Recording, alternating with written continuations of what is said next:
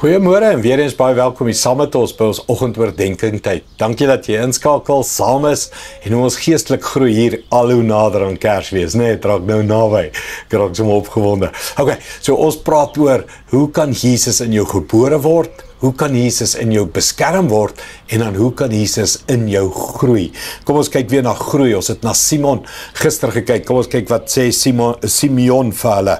Hy sê in Lukas 2:33, Josef en Maria was verbaas oor wat van Jesus gesê is. Toe het Simeon hulle geseën en vir Maria gesê, hierdie kind is bestem tot 'n val en 'n opstanding van baie in Israel en 'n teken wat weerspreek sal word. Hy sal 'n teken wees waaroor mense sal verskil. Nou, wat gebeur hier? Hoe groei Jesus hier? Wel, eerstens, Simeon seën hulle. Jy sien, ek en jy gaan kerk toe om geseën te word. Ons seën mekaar as ons tussen geestelike mense leef en beweeg. Elke oomblik, elke interaksie is 'n opbouing, 'n bemoediging, encouragement. Ek werk in my kop aan 'n preekreeks. Hoekom moet ek Sondag kerk toe gaan? En dit is gebore uit hierdie geboorte van Jesus, want Jesus moet in jou groei, en hy groei in jou as jy meng met geestelike mense, en hulle woorde oor jou lewe spreek, en jou seën, en jou bemoedig, dan groei Jesus binne in jou. Daai versie begin, wat sê, Maria, hulle was verbaas.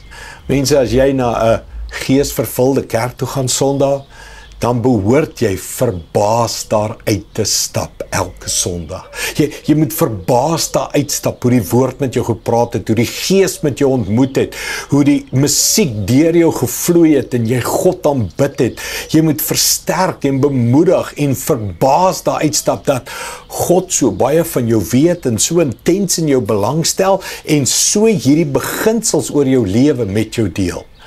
Mens, ons moet meng op die regte plek om geestelik te groei.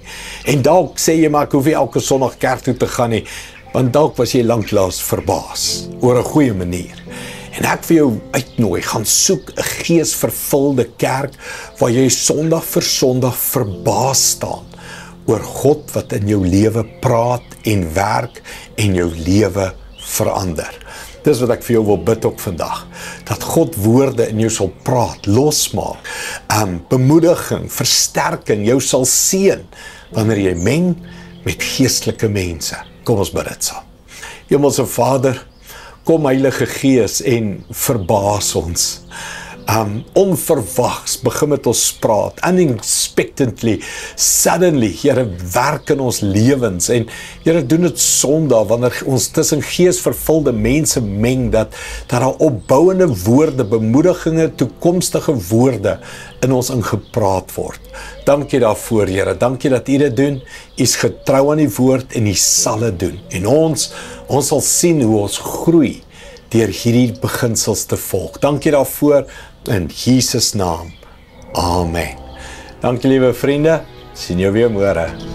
Trots geborg deur Evergreen Turf.